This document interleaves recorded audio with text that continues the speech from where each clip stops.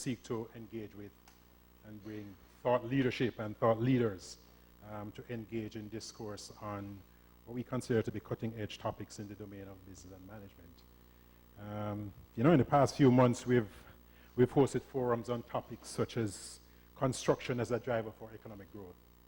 And I know this is a favorite of many of you, the business of medicinal marijuana. And so those are quite important topics. And so today we're absolutely delighted to be hosting Larry Quinlan. Larry is the Global Chief Information Officer of Deloitte, and he'll be delivering a public lecture on the topic, the challenges of information technology leadership in today's competitive business environment. Welcome, Larry, to the Mona campus. I understand that it's been not the first time, and I'll give you a little tidbit on Larry when I sort of introduce him formally later. So he's been here before, but I understand it's been quite a while. So welcome again. Let me also just pause to recognize a couple of other persons in the audience today. I want to recognize Dr. David McBean at his first MSBM Public Forum in the capacity as our new Executive Director Designate. Welcome, David. Let me acknowledge as well our university CIO, Bridget Collins, and she'll be on the program, so you'll hear from her shortly. And unfortunately, our current acting executive director, Mr. Michael Williams, could not be here. In fact, he just came back from London, where MSBM won the Global Innovation Award for business schools. So deputizing on his behalf will be Dr. William Lawrence, the head of our professional services unit. All right, so you have the program, ladies and gentlemen. Our organizations in the Caribbean, in Jamaica, whether you're small or large or public or private, operate in an environment that's increasingly volatile and complex. And much of that is due to the effects of information technology, and in particular, the disruptive effects of digitization. As organizations, we can choose to embrace the chaos and the opportunities that it presents, or we can get swallowed up by it. Doesn't matter whether you're large or you're small. NCB understands very well that they have to compete not only with BNS and First Global, but they're competing with PayPal. And Sangster's Bookstore and Kingston Bookshop up the road understand, or have to understand, that they're competing with Amazon. So information technology has become such a critical resource to business sustainability and the growth opportunities that it presents. And the role of effective and even inspired leadership, technology leadership, is absolutely fundamental. So those are my few remarks, not from me. You came to hear Larry speak on this matter from a very global perspective, but one born with Caribbean roots. So we very much look forward to that. So without further ado, let me invite Dr. Lawrence to come and give the official MSBM welcome. William. Thank you, Maurice. Ladies and gentlemen, good evening. Let me observe all protocols in the interest of time, but recognize Mr. Larry Quinlan, our special guest, Dr. David McBean, our Executive Director Designate, and Ms. Bridget Collins, CIO, UE. I bring pleasant greetings on behalf of our acting Executive Director, Mr. Michael Williams, who apologizes profoundly for his unavoidable absence. I also bring greetings on behalf of the entire family of Mona School of Business and Management. And I can assure you, you're in for a treat this evening, and you can tell others, if they're not here, what they've missed. As the leading business school in the Caribbean, Mona School of Business and Management holds steadfast to its commitment to provide cutting-edge information, to build world-class managerial skills, and help organizations to solve their most pressing problems. Dr. McNaughton just alluded to the fact that we have just received one of the most prestigious international awards for innovation from the Association of MBAs. I should tell you that we have also been accredited by AMBER for the maximum allowable period of 5 years. Please, that deserves that. I'd like to certainly invite our guests and remind you that you can visit our website, where you'll find our complete suite of new offerings. For example, just this past September, we've rolled out an entire set of MSc programs specializing in different disciplines. You'll also find on the website our complete suite of executive education programs. So whether you are going to enroll by yourself or through your company, Mona School of Business and Management is always open for business. So once again, ladies and gentlemen, thank you for coming. Please sit back, enjoy the lecture, and good evening.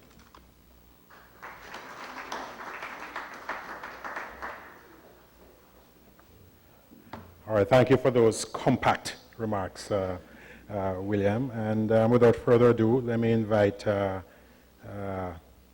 Bridget, the University CIO, to offer some remarks.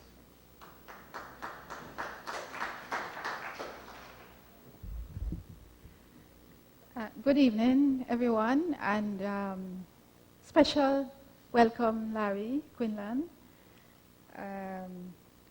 And before I continue, I would also like to congratulate Mona School of Business. You seem to be piling on awards after awards. Well done, and congratulations. But it is with great pleasure that I want to welcome Larry, who is no stranger to UWI. It is with great pride that we acknowledge your accomplishments and that UWI can produce leaders such as yourselves. When we look at, and I'm sure we'll hear a lot more about your experience and your impact on the global stage, it is impressive. You are a testament to what our great institution can produce, and that our alumni can go anywhere in the world and make an impact. So welcome, Larry, and thank you for making us proud as a UWI alumni. Although you may not have attended the Mona campus, I'm sure that you're impressed with the landscape and the lovely surroundings and the changes that have taken place here at the UWI. I can tell you that a lot has changed from the early days when you perhaps were at our campuses. We are now 70 years old. That is a lot of years. But we've come a long way, and our circumstances have changed significantly over the years. I noticed that your title is you're a global CIO. So you will have to teach us a lot about becoming global. We are a regional institution, and across the region, UWI is well known. But we now have in our strategic plan that we are supposed to become, we are embarking on a new strategic plan, 2017-2022, and the vision is to be an excellent global university rooted in the Caribbean. And I noticed that Maurice mentioned some of those words in his opening remarks. Global university rooted in the Caribbean. And it is technology that is going to enable us to become not just a regional institution, but a global institution. Someone once said that technology is the heart and soul of regionalism. And truly, that is what is going to take us to where we vision ourselves to be in the global world. Today I spoke with Larry, and we're able to share experiences of some of the challenges that we face as practitioners of implementing IT solutions across our institutions. Of course, Deloitte is nothing like the UWI. When I mentioned, when he was speaking about the thousands of employees that they have across the world, how many countries that they span. We are really small fries in this whole environment. So we have a lot to learn, Larry, from you, based on your experience. Then there are some questions that we are going to be asking you. UWI is 70 years old. How can you change a 17-year-old institution to what it needs to become in today's world? We know how hard it is to change persons at that age. I mean, at even younger age, we are all set in our ways. So the kind of transformation and changes that needs to take place, such as what we were discussing, moving the UWI or ICT operating model to shared services. That is something that we are undertaking, but it is very difficult to make those kind of changes. And as I tell my team, it's inevitable. We have to change in the environment that we're in, because in order for us to survive, we really have to change to optimize the limited IT resources that we have. That has to be stretched to meet the needs of increasing needs of our user community. How do we get internal partnerships and leadership required outside of the IT organization to enable the change that we have to make in the business? A lot of times we have solutions, and it requires the leadership of a functional and the business organization, and it is as if we're pulling them with us to make the change. How do we get through all of these challenges to take us to where we are going? The IT group across the university, we are charged in the strategic plan to foster digital transformation of the UWI. Digital transformation will require administration, academic, and technology working together as a team to achieve. But how can we do this this initiative without it simply being seen as a technical solution? These are some of the challenges, Larry, that we face. And we know that your presentation today will enlighten us. And if you don't answer questions, we know that we will at least start the discussion on a journey of sharing experiences. Because I know that you have a lot to share with us, because you've been there, and we look forward to hearing from you. So welcome again, and thank you very much.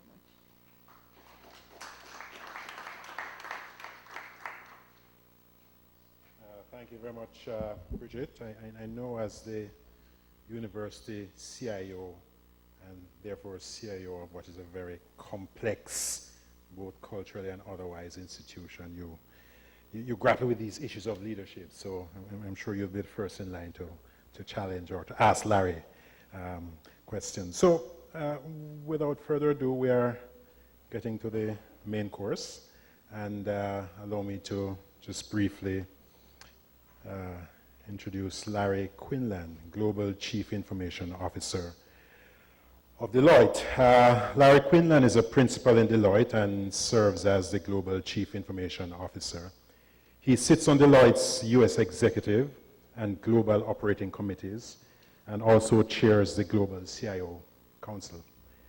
Larry has responsibility for all facets of technology, including strategy, applications, infrastructure, support, and execution.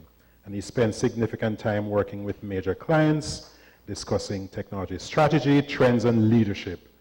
Additionally, he serves as Dean of the Next Generation CIO Academy, Deloitte's CIO Leadership Development Program for client executives. Larry has been with Deloitte since 1988 and has served in a variety of leadership roles. Listen, his resume is quite impressive. He's been quoted in just about every major technology publication, including CIO.com, Forbes, the Wall Street Journal, Information Week, and serves on a number of major technology committees. He currently serves or has served on the advisory boards of NB Power, the Executive Leadership Council, the National Institute for Cyber Education, and a range of other affiliations. Very impressive credentials. And you know, if you Google Larry, there's one thing you won't find, is that Larry is an alumni of that august institution called Canada Hall on the St. Augustine campus. And so, fondly called the Hermitage, of which I'm also a proud alumni. I celebrate Larry as a fellow hermit. And he did keep gold while he was on campus. So you won't find that when you Google him and his resume. But without further ado, let me invite Larry Quinlan to address us. Larry.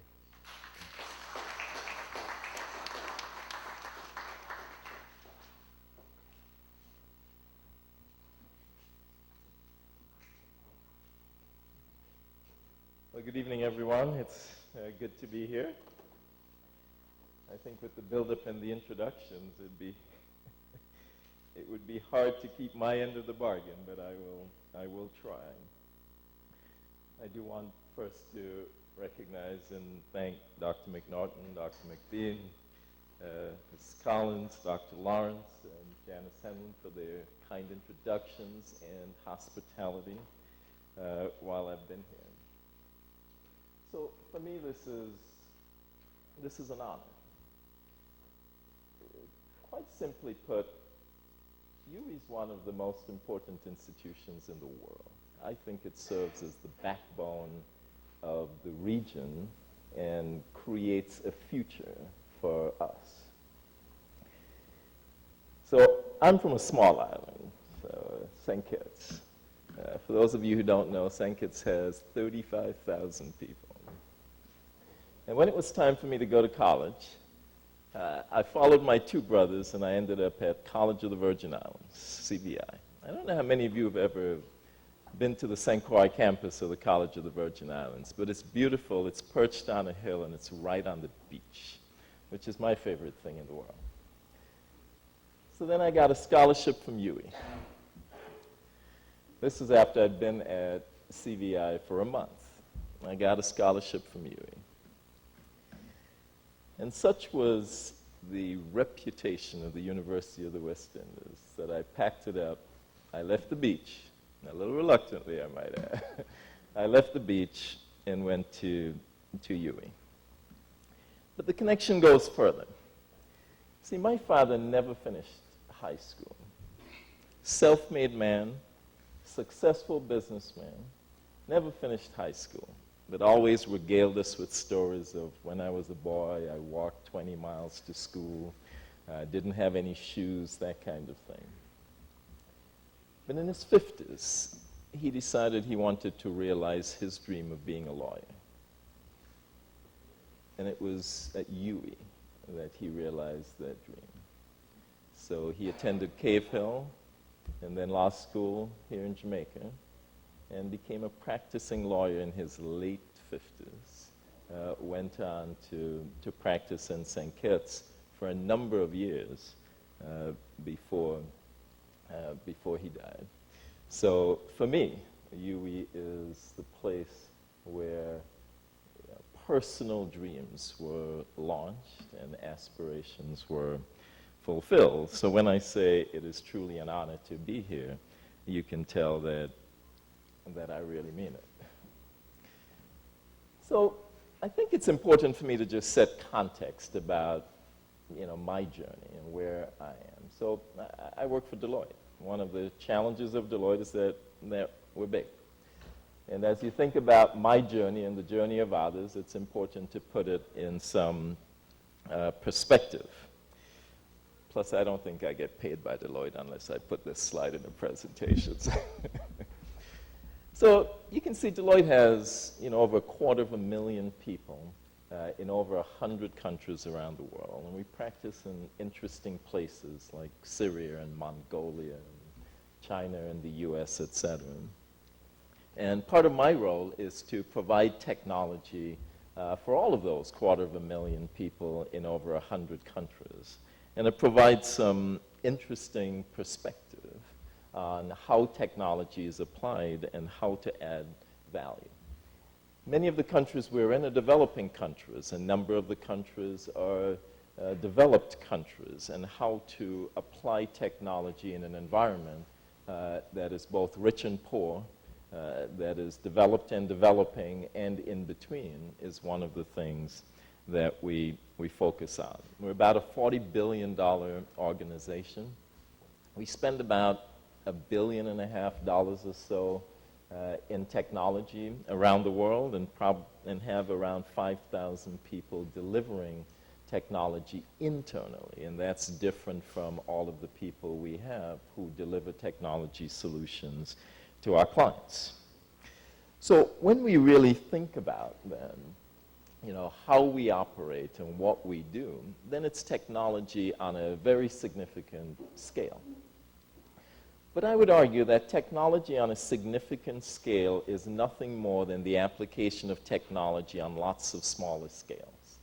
So we operate in the Caribbean, we operate in Europe, we operate in Africa, we operate in just about everywhere. So the challenges we face in the Caribbean are very much pertinent to the challenges we face at Deloitte. And therefore, when we think about adding value in the role of the CIO, I think it's important to use that perspective as well. So one of the things we do is we measure stuff, and we begin to think a lot about volume, because as you scale technology, one of the issues you deal with is volume. And you can see from the slides, we send like 223 million messages a month, which is my favorite stat, because when you do the math, you recognize that no one could possibly read 223 million messages a month, so that most of the emails you sent are probably not being read by anyone. But having said that, I often get asked, what does a CIO do? What does your average day look like? And I don't know that I have an average day. I also get asked the question, well, where's your office and where are you based? And it's a tougher question than one would anticipate. So just a little bit about me. So I currently live in Miami, but I also kind of live in Atlanta. And I have an office in New York, but I also have one in Nashville, and I have one in Atlanta, and I have one in Miami. And essentially, most of the time, my office is in an airplane. So I fly all the time. I've amassed close to 20 million miles on airlines. And let's see, last week, the airports I touched down in, I was in Miami, London, Hyderabad, India, Abu Dhabi, back to London, JFK, LaGuardia, and then back to Miami. So that gives you a sense of what my week could look like. So one of the questions then is, in a world of high mobility like that, how do you implement technology? So I say all of that to say, well, there's no average day for a CIO, and I think Bridget Collins could attest to that. It's completely different. So one of my days recently went like this. I got a phone call. And in essence, the message the team delivered was that every server, every workstation, every device in our worldwide network was suddenly vulnerable because of this thing called Spectre and Meltdown. And now my first question is, what the hell is Spectre and Meltdown? And then you start to dig into the numbers. Well, what do you mean by every server? Well, Larry, you have about 45,000 servers around the world. And when you say every workstation, are you serious? Yes, you have about 300 workstations around the world. And what exactly do we propose to do about it? Well, we have a war room going, which we're going to think about how we protect ourselves. That kind of changes your day and changes your perspective. And this is one of the challenges of the CIO role, that there's so many things that intrude on the creation of value and technology for an organization that your day gets sidelined pretty quickly. So one of the things we think about as CIOs and in our CIO Academy is how to ensure that we clearly create strategic value for technology and not get completely sidelined by the significant operational issues. Because one of the things we found about the CIO role is that very much focused on how well you're doing operationally. What do I mean by that? You could have a CFO in an organization, and sometimes the finance organization doesn't provide that great a service, and yet the CFO is a rock star CFO. You could have an eminent leader in engineering, and for various reasons, they can be viewed extremely positively. There isn't a CIO in the world who's viewed positively if technology operations aren't going well. Not one. Not a single one. Right? And that's the challenge of the newness of the environment, but also the need to tie technology operations. We touch every single person every day. If a person can't log in, if their iPhone doesn't work, they're really mad. And they're not about to listen to a whole lot of technology strategy when they're really mad. And no one else has that kind of impact on the minute-to-minute life of an employee. The CIO does. That's a blessing, but it is clearly a curse on a regular basis. So there are a number of issues related to technology leadership that we can talk about, and you can thank me later. I'm not going to go through every single one of those. But we worry about leadership, but we have to worry about legal and privacy and risk and confidentiality and security and employees and contractors and all of this, and how to put all of that together in a way that makes sense. We'll talk about hopefully relatively quickly. But technology leadership really embodies all of the things you see here and a lot more. So let's talk about the changing role of the CIO. And in essence, the CIO has morphed. CIOs simply used to be an operational phenomenon. Just make the trains run on time, just fix the computers, etc. Now the CIO is truly a strategic role. That without a CIO with vision, without a CIO determining how to radically transform organizations using technology, you end up with lots of technology proliferating in multiple directions in an organization with no hope of truly being successful in a cost-effective manner down the road. So, as I've indicated, the role has changed. And you could see 70s, 80s, 90s, all of that stuff going through. You know, the role of the Chief Information Officer has steadily become more strategic, a testament to the challenges of running technology in large and small organizations alike. But really one of the things that is really cool about it is as the demand has grown and the strategic nature of it has grown, the demand has become insatiable. That's good, although there are a set of responsibilities there. But the recognition from the leadership of each organization that technology is a vital component of the success of an organization continues to grow. And that's pretty cool. When you have to wake up each morning and you don't have to go beat the bushes for demand, when you don't have to wake up each morning to tell everybody, to stand on the street corner shouting, please remember technology is important, that's a good thing. Because everybody now believes it's really important. What we have to get past is the notion that because I read a technology magazine, I can go forth now and simply create my own technology, resulting in chaos in the organization. And I think that's the next stage of our development. So there are a number of other things that affect technology, both in developing and developed countries. They're proliferating disruptive new technologies. And how you spend money on those new technologies continues to be a challenge for CIOs and business unit leads. There's a tendency to chase, the shiniest toy. And some of those don't pan out. People don't really believe I'm a real CIO unless in the same sentence I talk about blockchain, artificial intelligence, machine learning, analytics, cloud, mobile, etc. So there I've said them all, so I'm a real CIO now. But fundamentally, where are you going to spend money? You can't spend money on everything. So where are you going to place those bets? and how are you going to ensure that the implementation of that technology actually drives meaningful change in the organization? And this is where the role of the CIO, I think, is the hardest. You know, the CFO can actually go out to the banks and get a loan, or if you're doing an IPO, go to the stock market, get money, you know, do a line of credit, do a number of things, reorganize pensions. And they can largely do it on their own. Yes, they'll consult with some other people, but they go get it done. They can change out payroll. They can do a number of things. And the head of sales, you know, can really change the compensation system for salespeople. Manufacturing can do a number of things. But when you really think about the important things that a CIO has to get done, very little of it can actually be accomplished without the meaningful participation of other C-suite leaders in the organization.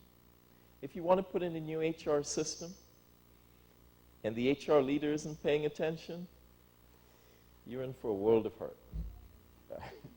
If you want to put in a new sales system and the sales leader isn't on board championing it, unlikely you're going to get any major improvement. Because the business process change that is inherent in these kinds of system implementations is staggering. And if the people who own those business processes aren't on board with you, well, you're just going to be a CIO running up and down trying to get stuff to happen, but it really won't. And that, I think, sums up the essential challenge of being a CIO. You're buffeted on one hand by cybersecurity, changes to the day, operational challenges, you know, at the same time trying to add strategic value. But because of what you do, you absolutely need everyone to be on board in order to make strategic change. The role of the CIO is a paradox. On one hand, we have the power to transform organizations. On the other, we can be embarrassed by the failure of a single server in our data center. And very few organizations, very few roles in an organization have that immense span. At the same time, we've got evolving talent pools. So when you look at a finance organization, people need to understand a number of things. You know, debits and credits and closing the books and going to the markets and loans and pensions. And that body of knowledge has been relatively stable. I mean, of course it changes, but it's been relatively stable. And when you look at a number of the departments in the organization, this one included, yes, change occurs. Yes, competition drives change, but you recognize it. The problem with technology and applying it, of course, is that as soon as your entire population, technology population, has learned something, by the time they've learned it, it's obsolete. Right? And now we're talking about moving to the cloud and mobility, and that doesn't look anything like the client server we did, and the networks we have don't look anything like the old networks. And then people, of course, look at a CIO and say, well, I expect you to get it right all the time. And of course, that's never going to happen because the margin of error in technology is way higher than the margin of technology probably in any other part of the organization. But no one wants to admit that. Sometimes as CIOs, we go in and we say, I've got a plan for success, and we're going to come in on time on all of our projects. And of course, we don't. Because no one can come in on time on all technology projects unless they just pad it for so long that we're not doing a whole lot. But the massive change that occurs in the talent pools, massive change occurs in stakeholder expectations, also creates that challenge for us. So in doing the research at Deloitte, we've come up with 5 key priorities that CIOs have to deliver on. And again, I won't go through all of them in significant detail. But first is table stakes, and that's the stuff I talked about, the operational excellence. And I'll never forget. I had the opportunity to go into a previous global CEO at Deloitte And I had, my PowerPoint stuff. Deloitte's a PowerPoint company. It's like, you got to show up with 20 pages of pretty PowerPoint in order to make any point at all to anybody. And I had my PowerPoints, really nailed down. And I was ready for a 5-year strategic plan conversation with the global CEO. And I walked into his office, and at the time we used BlackBerrys. And his BlackBerry wasn't working. I mean, from my point of view, like, what do I care that your BlackBerry isn't working? But it was a disaster of a conversation because, his $400 BlackBerry wasn't working and he couldn't get email. And I was really pissed off because I'd done a lot of work on that strategy presentation.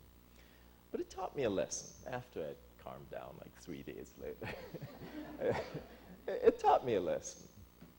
That whether I like it or not, the credibility in my role comes from operations.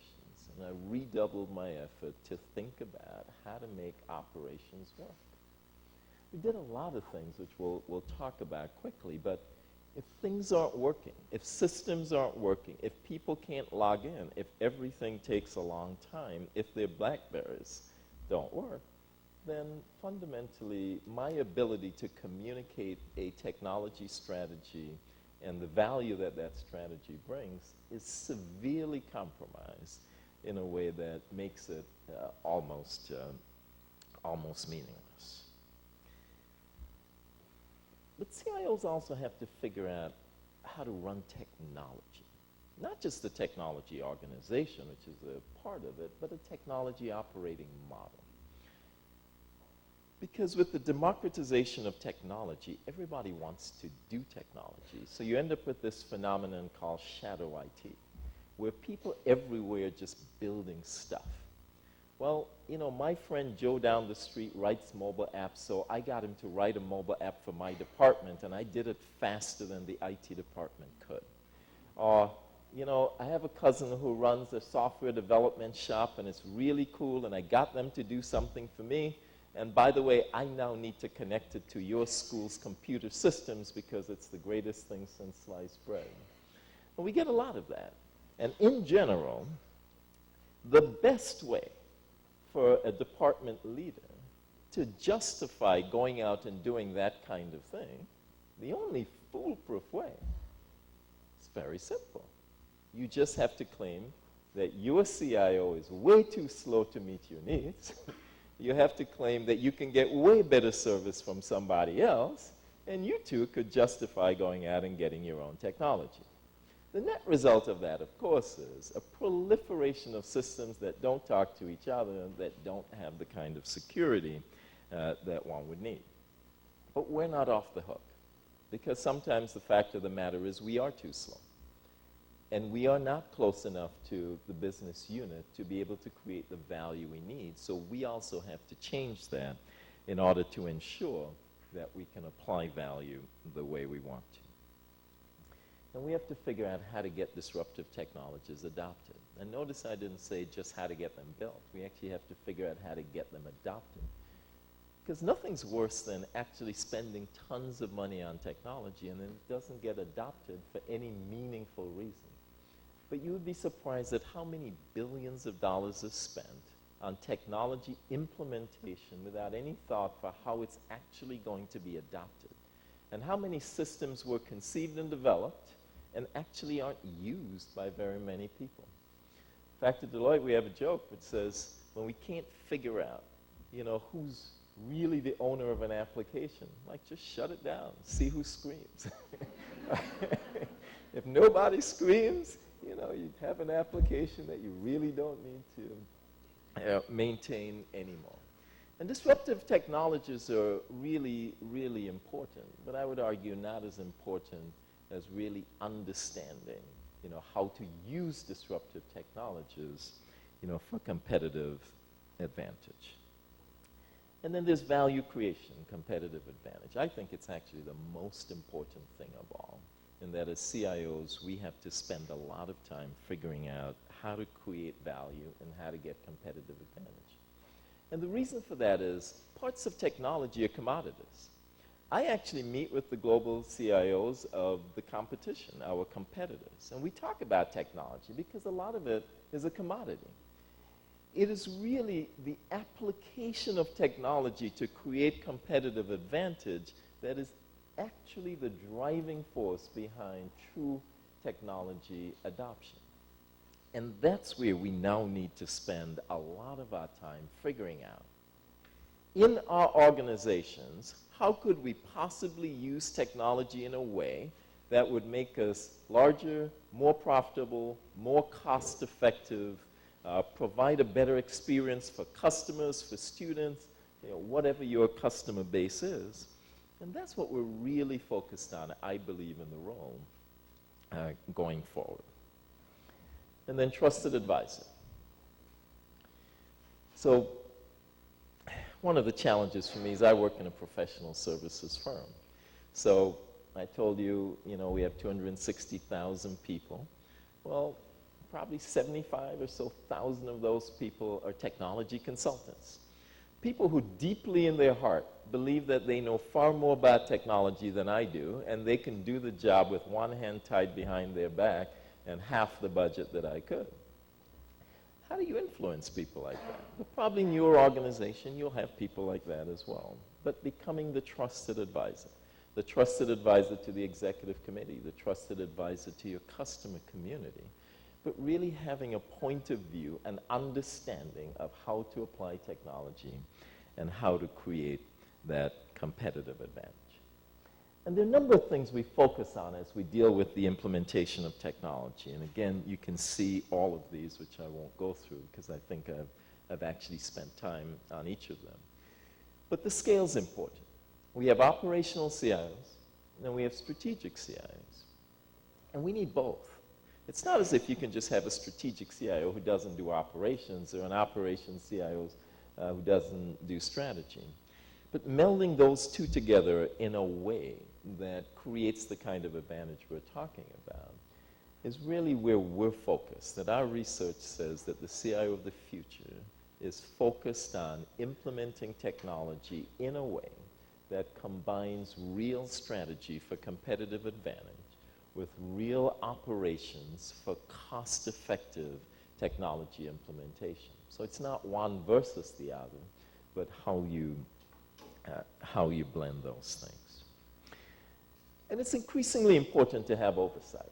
So one of the things we talk about with the implementation of technology and the challenges of technology, as technologists, we really don't want anybody looking over our shoulder. If you came up as a programmer, the last thing you wanted was people inspecting your code, right? You really want people to go away and leave your systems alone. In fact, we have a joke in networking that, our networks would work just fine if you would just stop using them. All right? But we have to change that, right? We have to allow others in. We have to allow that governance. We have to make sure that there's scrutiny on it, that there are external people taking a look and signing off, that there are department heads looking at it and saying, I agree. I've been part of the governance. I voted on this. I voted that we would not do this, that this was a priority, that we're all aligned. So that what you don't end up with is when the going gets tough, everybody disappears and the CIO is just left holding the bag and no one else is willing to say, no, I actually voted for that. I voted that this was the most important thing that we should do. That's a significant change for us.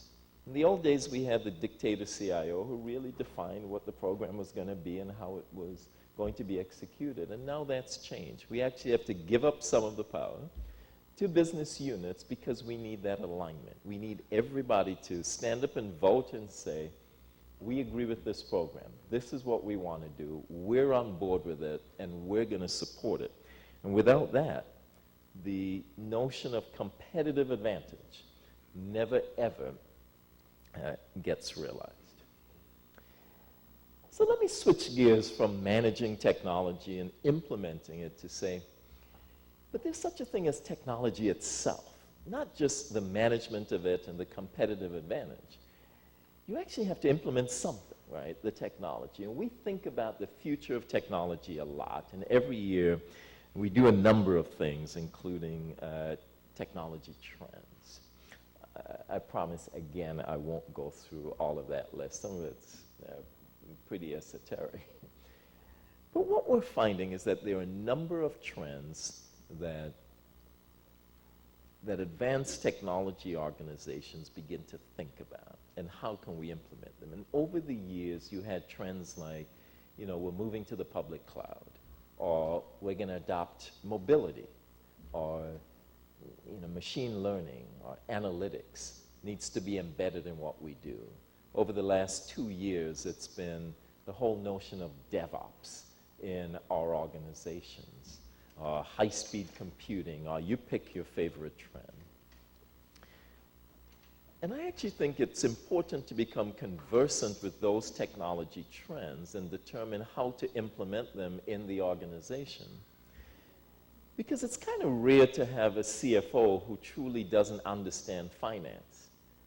It would be insane to have a chief legal officer who really doesn't understand the law.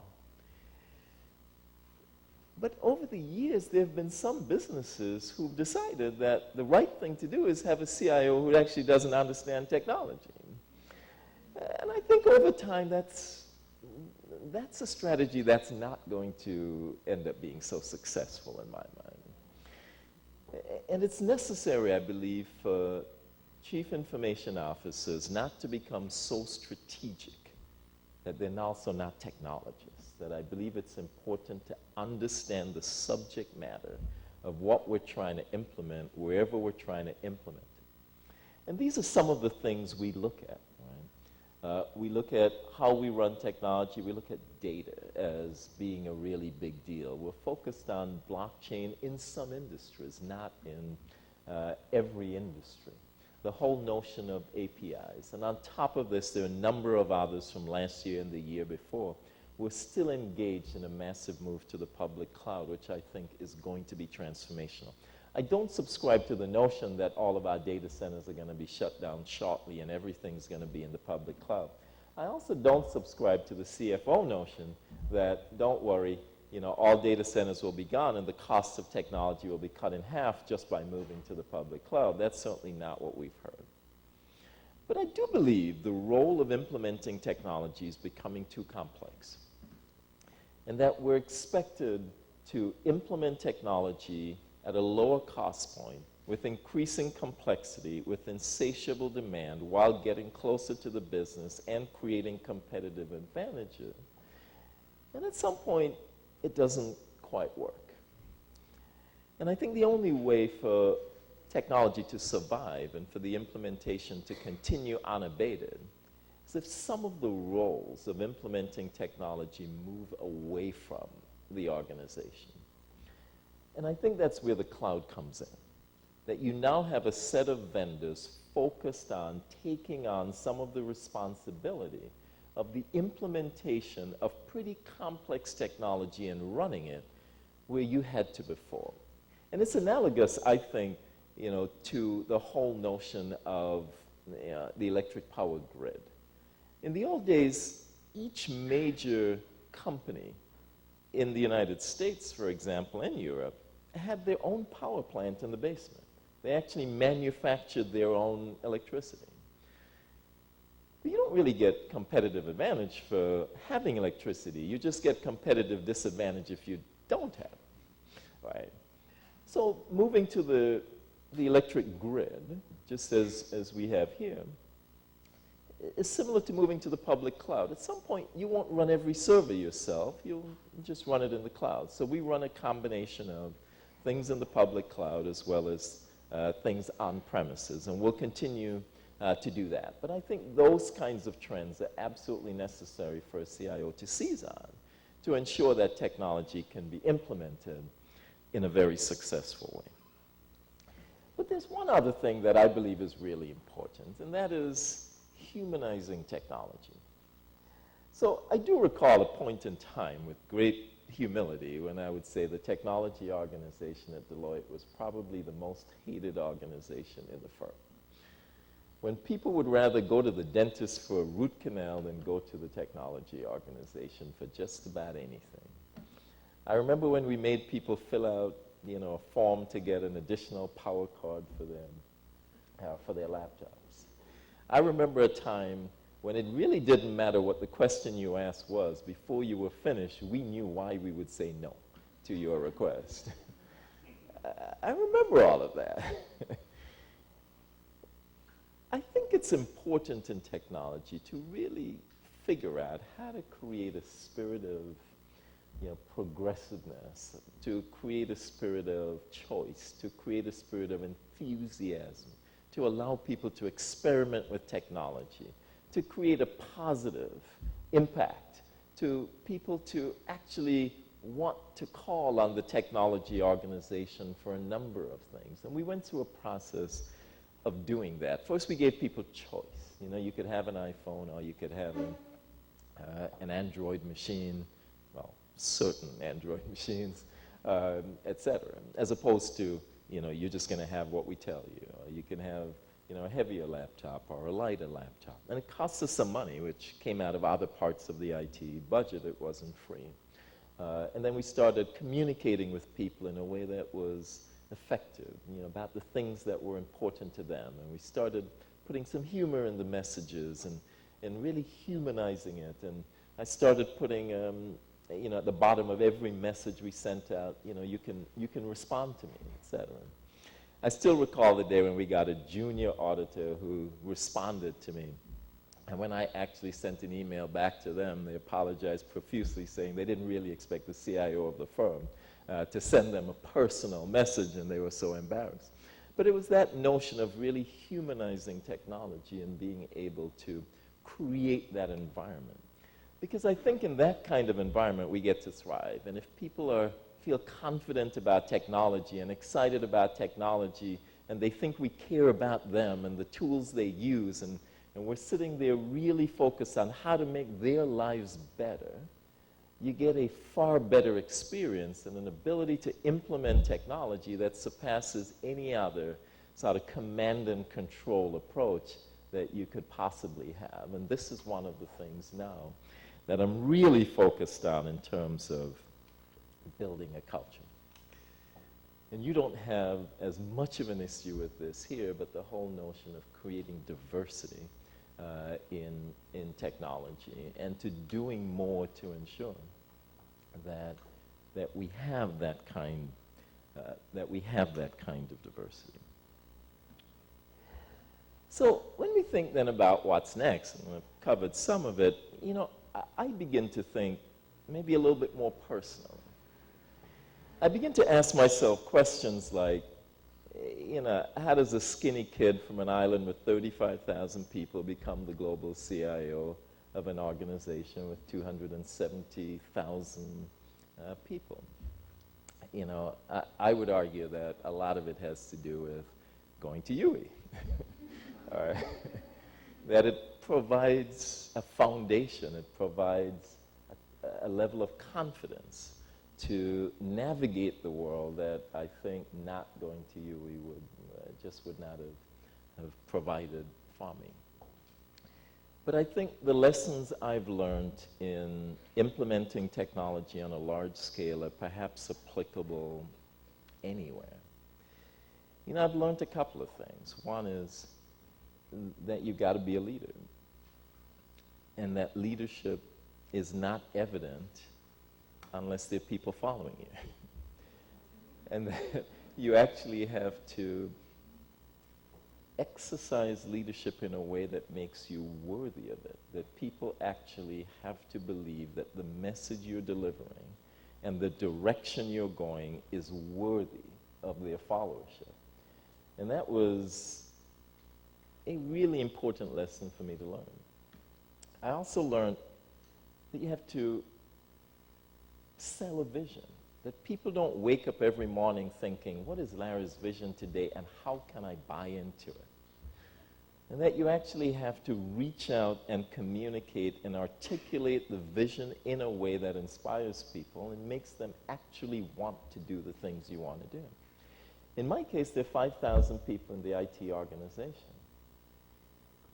You have to create that impetus for doing things better and doing better things. You can't just fire everybody. right? So your only other option is to create an environment where people actually want to create a better environment, a better organization to serve people better. I've learned that whatever I think, somebody else has a different opinion. That really used to bug me when I was younger. But that's the case, and which means that when we communicate, we have to be respectful of those differing opinions and figure out how to implement things in a way knowing that there are going to be people who oppose anything that we want to do. And I've also learned the power of positive thinking, which really means that when I deal with people, I actually have to have a vested interest in making them successful. So if I'm dealing with the most junior person in Deloitte, or the most senior people in our client base, that I've actually found it's necessary to step back and think about how can I, make that person more successful in what they do, and how can I apply technology to make that happen. So some of those things have guided me through the journey of, being, consulting CIO, US CIO, global CIO. And then I think about giving back, because so much has been given to me. So I sit on a number of boards, as you've heard, but each one of them is picked to be able to give something back. So I sit on the board of NPower, and NPower takes underrepresented minority organizations and gives them an education and technology so that they can get jobs. And I sit on the board of the Executive Leadership Council, which helps fill the pipeline for technology. And I sit on the board of KIPP Charter School in Miami, and the goal of KIPP Charter School is to build schools in underserved neighborhoods, because in the United States, only 9% of people in lower incomes go to college. And this is a way of changing that to over 50%. So things like that really help when I think about how much I've been given and how much of a foundation I got here at UE. That's how I try to spend my time. So that gives you a sense of who I am and what I do. And the only thing I would end with, simply because I have to, and my daughters wouldn't forgive me if I didn't mention them, but just to round out the picture, so I have two daughters. I haven't managed to get them to UE yet. But one has started in medical school, and the other graduates undergrad in May. So just in a few short years, I'll be a complete empty nester and have them off my payroll, and that will be fantastic. And with that hope, I'll end, and happy to take any questions that you might have. Yeah.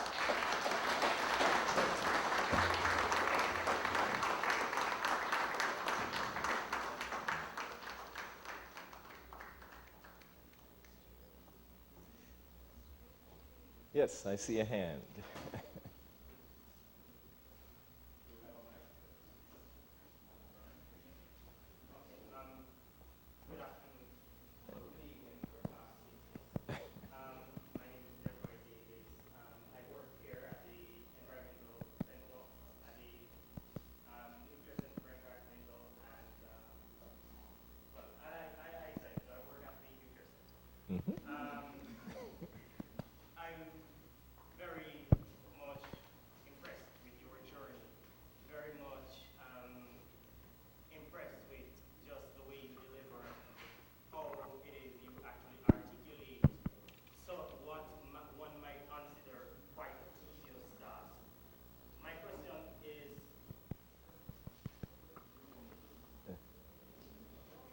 Before I do that, was everyone hearing me?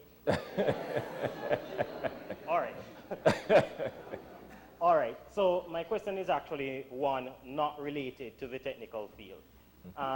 You spoke a lot about culture in your organization and about the importance of humanizing technology and information and all of that. My question is, could you tell me 3 books that you have read in the past year or so that have helped you in fostering a culture within a technology organization?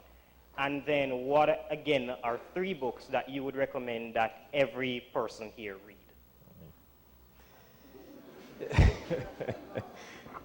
You know, I feel like I'm back at UE. Final exam. So I probably have to get back to you on 3 books, but there are a few that I've thought about. You know, one's the Phoenix Project. And the Phoenix Project really talks about how to change the culture in an IT organization to get certain elements to work together to bring down some of the silos that we have in an IT organization. It's actually theoretically about DevOps, but it really moves into culture and how to make that change. So that's certainly one that I would recommend, and I think that encapsulates the whole notion of how to change a culture in an IT organization for the better. So, you know, I'll stick with that one and tell you that most of my reading is not about technology, since I do an awful lot of technology learning any given day. But yes? Admittedly, I was hoping they would not be about technology. Yeah. So let me get back to you with the other 2, but I would highly recommend that one. So, yes. Yeah, Sheldon Power actually have a title of Group CIOs.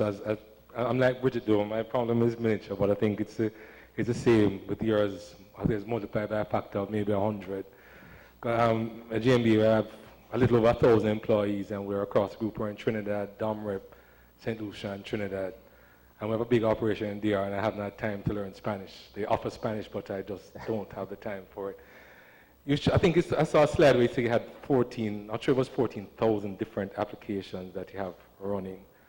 I have a couple of hundred, and that's like giving me a nightmare. So I don't know if you can share some strategies of how you go about managing so many different applications. Right. See, I think the number of applications an organization has is a function of the kind of organization you've got. But there are a number of things that we try to do. One is manage that number and rationalize it where necessary. So we've been going through a process of killing applications where possible. But I think the biggest thing for us is making sure we understand all of the applications that we have. So you've got a dispersed organization around the world. You've got people driving to create applications to serve clients wherever possible. And just making sure we know them and that they're secure and that we can manage them and that we can rationalize the redundancies from those applications, we think is part of being a cost-effective organization. What I don't do as a CIO anymore, I used to do it, but I don't try to tell people what applications they should have anymore. I feel like my role has changed, that it isn't my job to decide what technology everybody's going to have. And I think earlier on, it was my job. But now the organization rallies around technology and has a sense of where we want to go. And my job is to figure out how to create the guardrails, how to create the highways, how to make sure that we stay within that path, as opposed to, I'm going to figure out every application you should have. So there's a level of flexibility. We have so many business units, and they're closer, essentially, to the scene of the crime. You know, they know the client more, and therefore, we trust their judgment on what's needed. What we try not to do is have people go out, and I'm going to build this in open source, and I'm going to do this, and I want to go to AWS, and I'm going to go to Google, and I'm just going to do lots of different things. So it's really figuring out how to manage technology. So I think my role right now is more managing technology than deciding every piece of technology every person's going to have. Because then I become a bottleneck. And becoming a bottleneck in a $40 billion organization, that's pretty painful.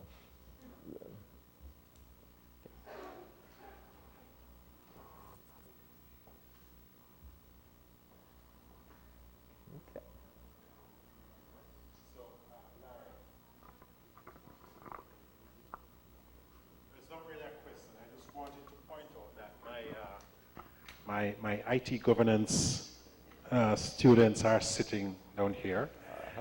And in the last few days, we've been discussing issues around the CIO and the CEO and technology leadership. Okay. So I'd be very, very disappointed if they don't ask a question.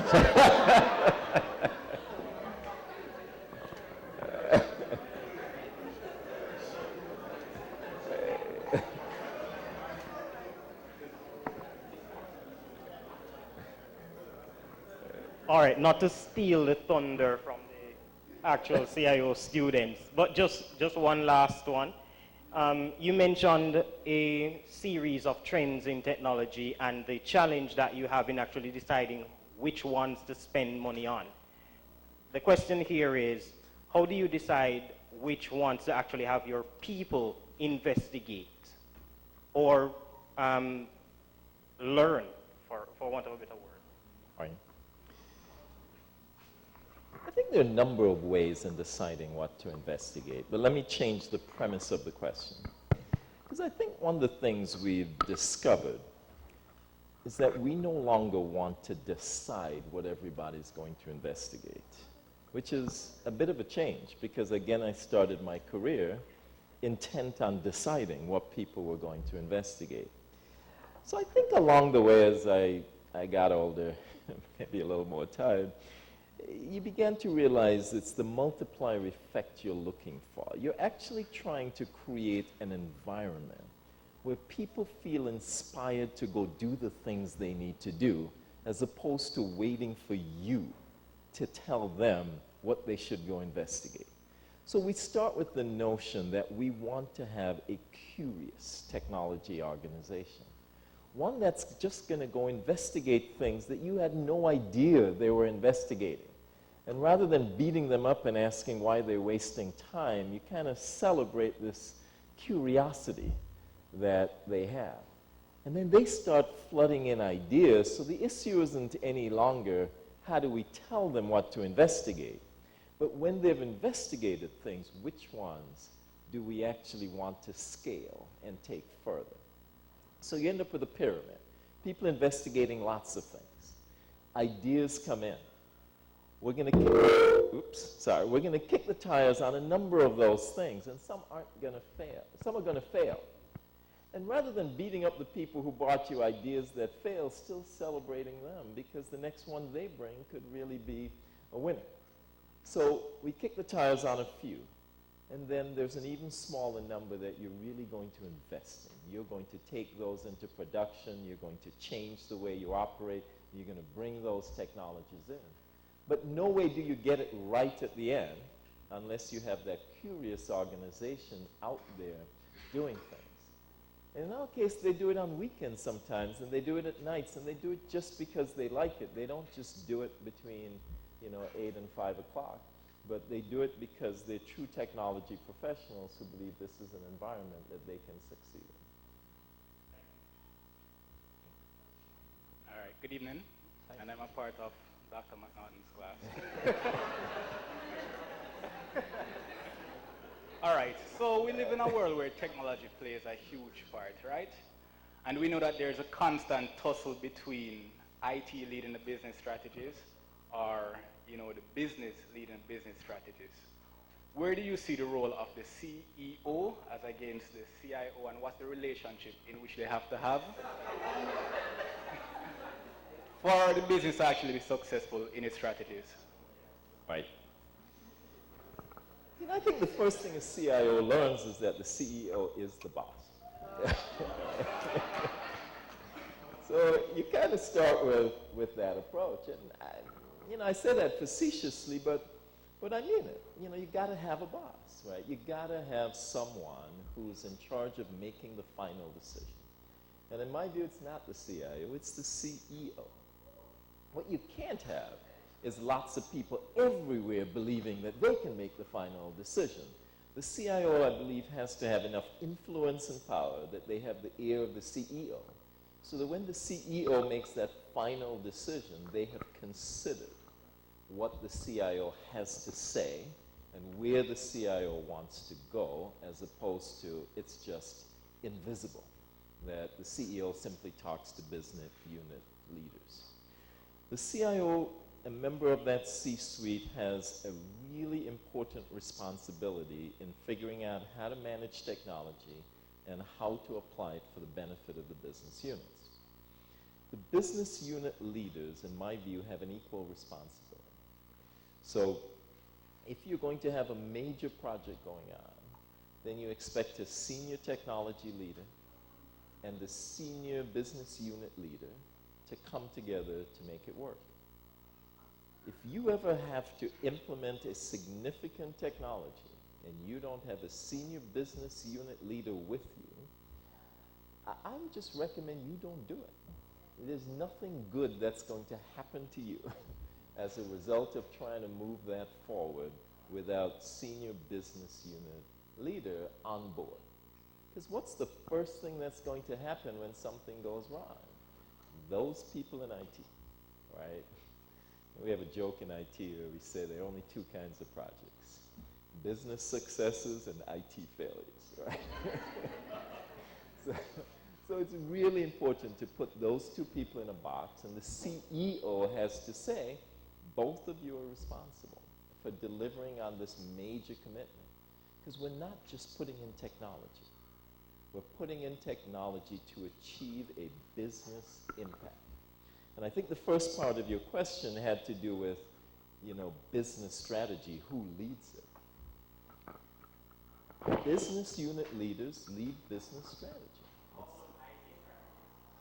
So I think about IT strategy in two ways. First, IT strategy, one part of IT strategy is nothing more than the enablement of a business strategy, right? So it's the same. The organization has decided that we're going to do these 5 things, and there's a technology component to that, and we're part of that strategy. It's not separate, it's not distinct, and it's driven by business leaders. Here's the challenge. In technology, we're so fond of describing ourselves as anything other than a business leader that everybody has come to believe. I'll walk into a room and we'll say, why are we doing that?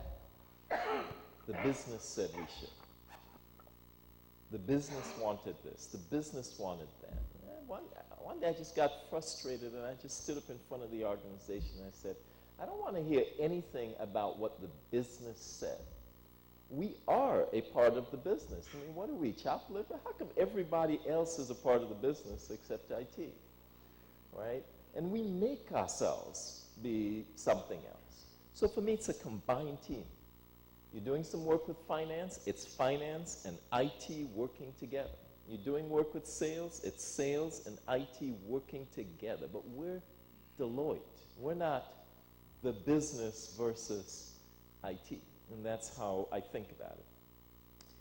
At the same time, there's a second part of a technology strategy that isn't as driven by business strategies.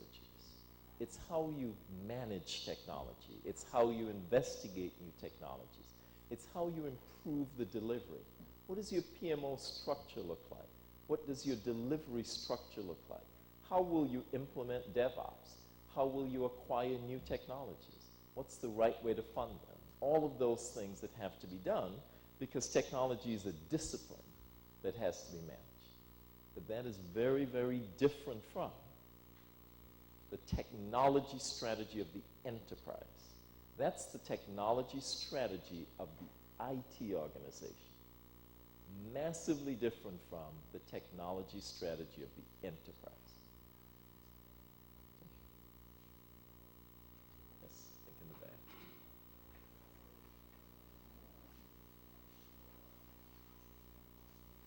back. All right, so good evening, everyone.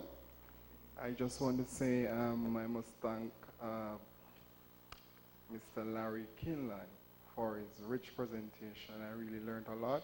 And I have two quick questions for him. I am currently a staff and student at the university, and I want to ask you directly, when you have a project possibly an implementation and you have a team of staff who is not willing to cooperate with you, how do you deal with those staff members? Do you get rid of them?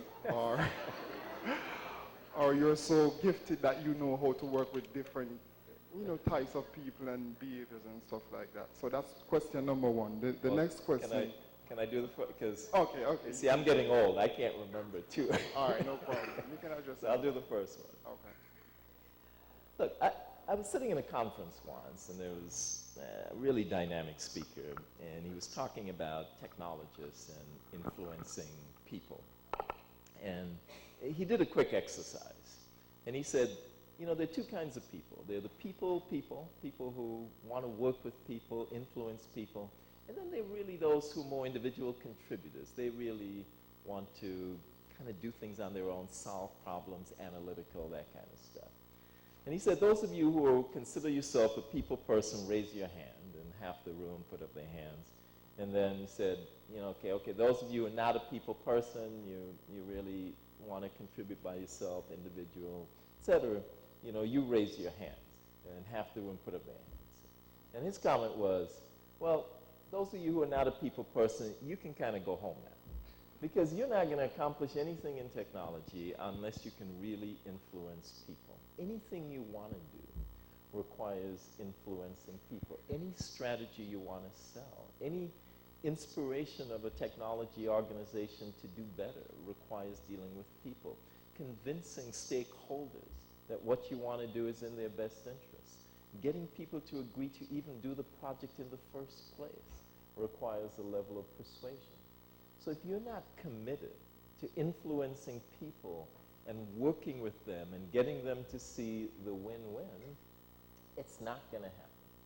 So if the instinct is to fire everybody, the leader is the one probably who's going to end up going, as opposed to the entire team.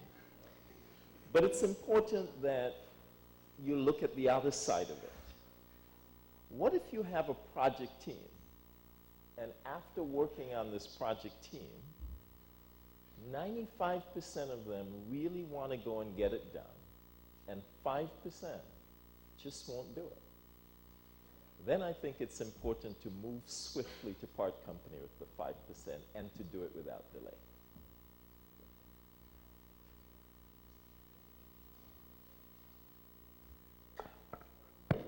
All right, so thank you. I guess in short, you're saying that you fired half the staff in the room. In that But quickly, The math's a little bit.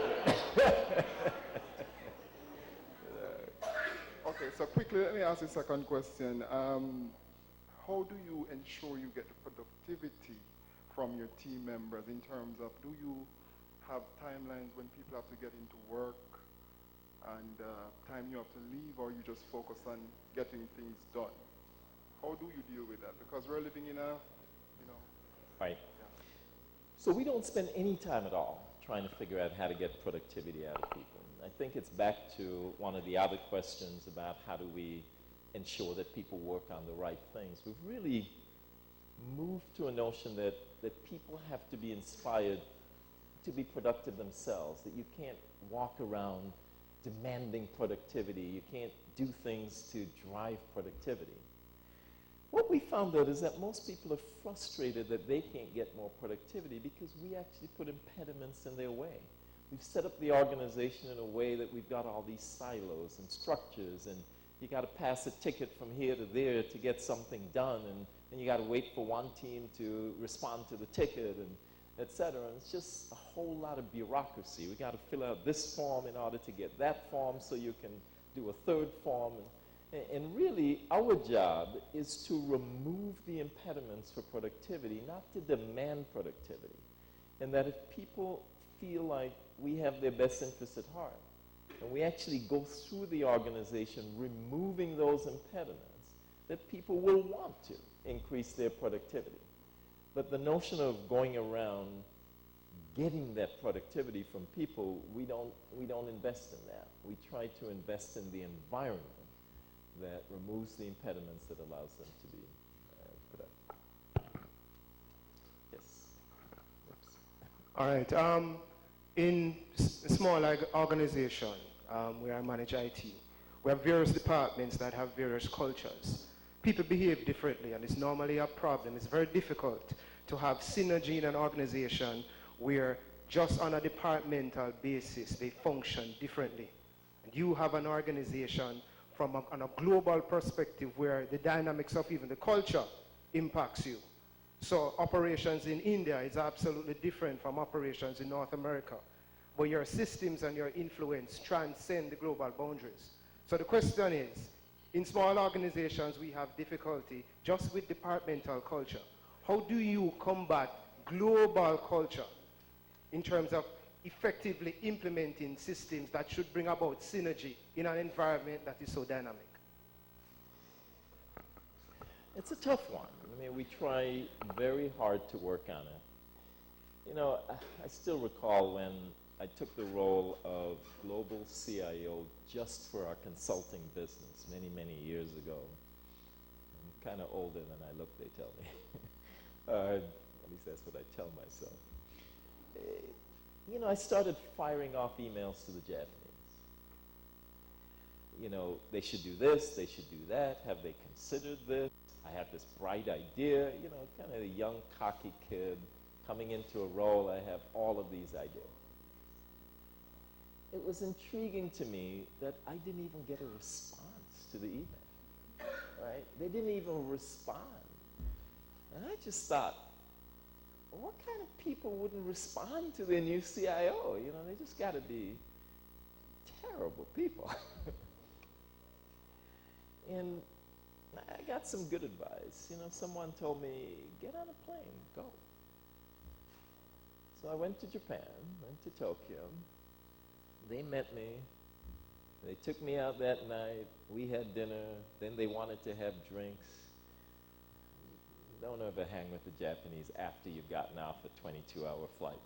All right? I mean, they kept me out late that night. Then we met the entire day, and they got to know me. And from there on, every email was answered. They had suggestions of their own. And fundamentally, the culture was, we got to get to know you. We don't know who you are. We don't know what you're about. And that was a powerful lesson. And then I went to India. Standing in a room, and he gave the speech, and then we said, are there any questions? And we kind of stood there like, are there any questions? And I went on for a few minutes, and it became clear that nobody was going to ask a single question.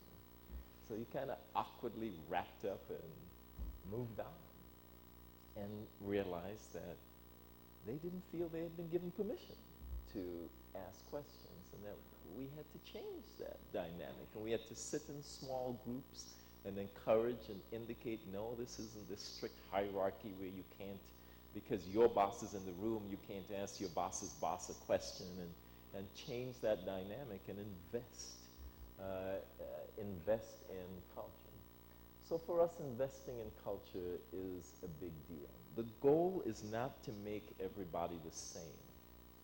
The goal is to understand who people are and to look at our strengths so that we can work together to create an organization, because we'll never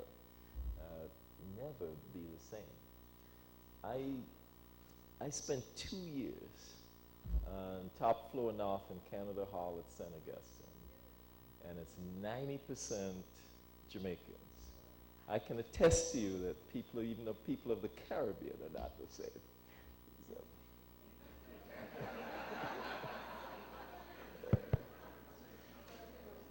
I actually see Rudy Robinson here, who was on TFN with me, and Sammy and Colin. Okay, yeah. Yes, Mr. Larry, first of all, great presentation. I can see why, senior presenter, I can really see why you're very successful in what you do. My name is Andre Lawrence. I'm a system engineer for Fortinet, which is another global organization. Now, you mentioned that when you were younger, right, when you have a great idea and you put that idea forward, eventually there will be people who they don't share your opinion. And you say when you were younger, it used to annoy you or upset you. how do you get over that, especially when you know you're well researched and you believe to your heart that your idea is the best? Right. So, when you're younger, you tend to take yourself more seriously. You know, you tend to think, I'm here to change the world. You know, first of all, you have all these years of experience of believing your parents don't know anything, right?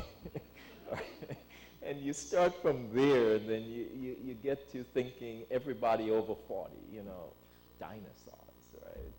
You know, I still remember talking to my youngest daughter once, and I was frustrated about something. I was trying to get her in the car, and I'm like, let's go, you know, like while I'm still young. And she's like, way too late for that, Dad. You know. So, you know, you have this cocky attitude. You feel like you can just change the world and nobody can stop you. It's not a bad feeling to have. It's how the world gets changed, right? It's that new generation having new ideas. But what you learn is that the world is not just going to roll over for your new ideas to just, you know, permeate the world. That people have experience, and their experiences are valuable. So it's not about toning down your new ideas. For me, it's about recognizing that there are other people with other ideas, and that you have to factor that in to the selling of your idea. If you come in with an idea and you have no idea what the other ideas are and why they should be considered, then you end up just running into this buzzsaw of opposition that frustrates you. And then you leave the room, and what you think is predictable. Yeah, those idiots. My idea was clearly the best. I don't know what the hell they're talking about. You know, this is a crazy place. I'm just going to go somewhere else where they're just going to roll over and let me do whatever I want to do. Right? And it just never happens, and you go from place to place, and nobody ever rolls over. So the notion is, how do you think about what the ideas are? How do you understand where people are coming from? And it actually turns out that the best idea usually isn't yours. But it usually isn't the other person's either. It's usually the ability to collaborate and work together to come up with a new idea that had some elements of yours and some elements of others that really creates a winning proposition. That was the hard lesson for me to learn. But it's worth learning.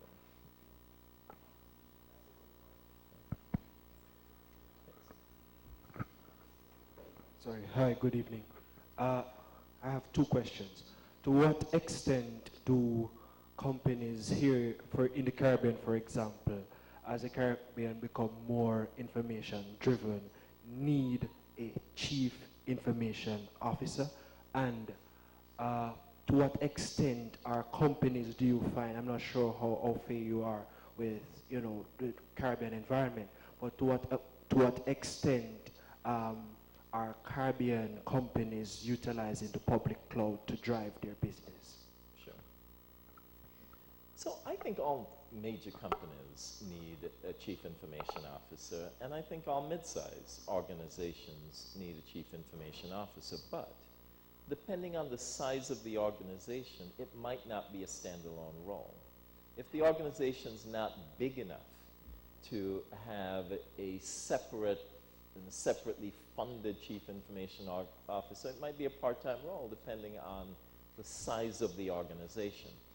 But someone's got to drive technology strategy. Someone has to implement technology, and someone has to look over all of that. So the role itself is necessary. Now, if you say, my organization only has 12 people, well, clearly you don't need a separate full-time, you know, chief information officer, but if you're going to be implementing technology, some one of those 12 people has to have some level of responsibility for making sure that it happens. Clearly, I'm biased. My heritage is large organization. But at the same time, you know, I grew up in a tiny island, and, you know, I was there at the beginning of the computerization of my dad's business. And my dad's business never ever had more than a dozen people working in it. But, you know, probably had 8 computers for the dozen people. Right? Somebody had to do that.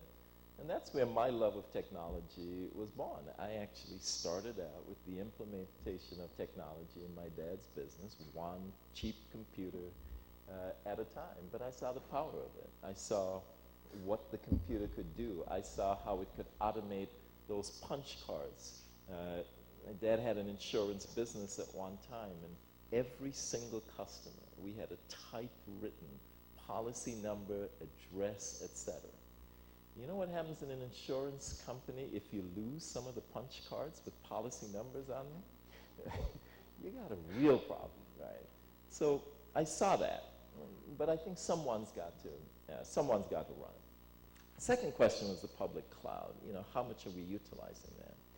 You know, to varying degrees, right? The different, you know, the cloud itself is a relatively, you know, meaningless term. There are lots of things you could do with the cloud. When you have custom applications you build that you can put on the cloud, and that's Microsoft Azure and Amazon Web Services and Google, etc. But you also have applications you can use that are in the cloud. Dropbox for Business, or OneDrive, or any of those things. And then you have applications you can just rent, software as a service, so Salesforce.com or any of these other things. So to some extent, you actually have very small organizations that use a lot of public cloud stuff, because they might store a lot of files in Dropbox, for example, or Gmail might be the email system that their company uses. In some senses, you have very small organizations that are almost entirely public cloud based.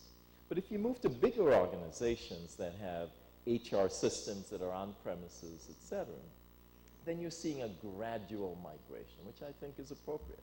You know, just to move everything to the cloud just because it's the latest trend, I mean, that's a pretty expensive thing to do. You've got depreciation cycles, you've got strategy, you've got limited bandwidth of an organization to make that happen. And quite frankly, there are just a whole lot of applications that just don't work that well in the cloud. You know, try moving some of your university systems that, you know, aren't cloud-based into the cloud, and, you know, you'll have the worst performing system that you possibly could. So there's the strategy of moving to the cloud something that is cloud capable when it's ready to move to the cloud, and when you can support it in the cloud. And the whole notion that that's just going to cut costs dramatically just hasn't proven to be true. And fundamentally, those cloud companies have to make a buck too, so I don't think that it's going to be dramatically cheap. Hello, good night. We have a question from our Instagram feed. How do you incorporate IT governance with the ubiquity of the cloud? How do we incorporate IT governance given the ubiquity of the cloud? So, technology governance is even more important because of cloud. You know, in the old days, CIOs had this natural governor. You couldn't get anything to run in the organization unless you went through the CIO. You had to think about the whole notion of how to get computers up running, etc. Now people can take a credit card and they can go to Amazon Web Services and they can put an application up. But that application might not be secure and you can hack it, etc. So I think it's important that governance work. And that page on governance that I had, I think becomes more important. You've got to have the entire C-suite, the organization, bought in to governance. We all have to put up our hands and say, I know you can take a credit card and move an application onto Amazon Web Services, but our enterprise doesn't permit that because it's not secure, and Deloitte assets really matter.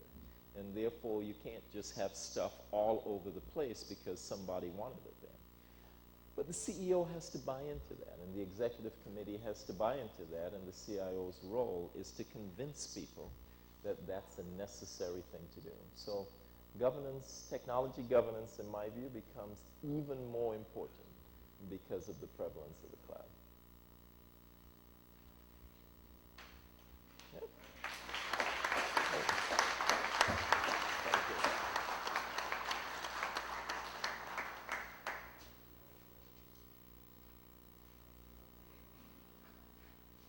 Thank you very much, Larry. That was brilliant, actually. I was going to ask you the question, one of the things that, as we've watched the role of the CIO evolve, and you spoke about the challenge that the CIO has in terms of their span of influence relative to the other C-level executives. And one of the things that's said in the literature is that the half-life of a CIO is very short relative to the other C-suite.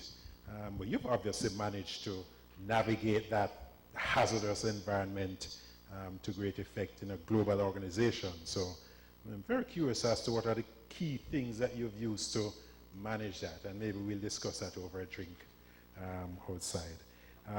Please, again, help me to thank Larry for quite very deep, very stimulating presentation. It is just for me to offer the vote of thanks to those that contributed to the program. So let me thank William for representing MSBM and the ED. Let me thank Bridget for her remarks. And again, let me thank you all for being here. I see we actually have this scheduled over by our executive lecture theater, but the demand and the subscription was so great that we had to move it over here. And it's still standing room only. So testimony to the interest in what you had to say, Larry, and you certainly did it justice. My final word is that I noted 3 things that you said that I'm going to take with me. The first one is that you got to have table money. So you got to keep operations going. I mean, all of the strategic stuff and all the other opportunities for the CIO, you got to keep the operations running. That's table money. The second one is that demand for IT is a given. It's organic. You don't necessarily have to go out there and create demand. You just have to be able to satisfy demand. So I've noted that. And the third is really about humanizing technology. So those are my 3 takeaways, and I'm sure everybody has their own version. My students on Saturday, I'll see how much they've retained from this.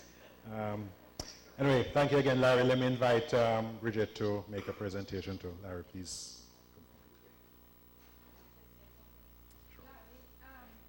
We've been to many conferences and heard many speakers, but I can say you're one of the best. So thank you very much.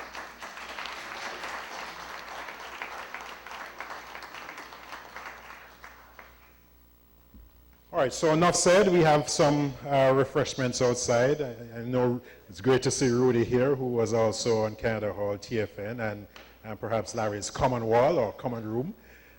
So we'll have a few reflections over drinks. So and thank you all again for being here. And please join us outside where we can continue the dialogue.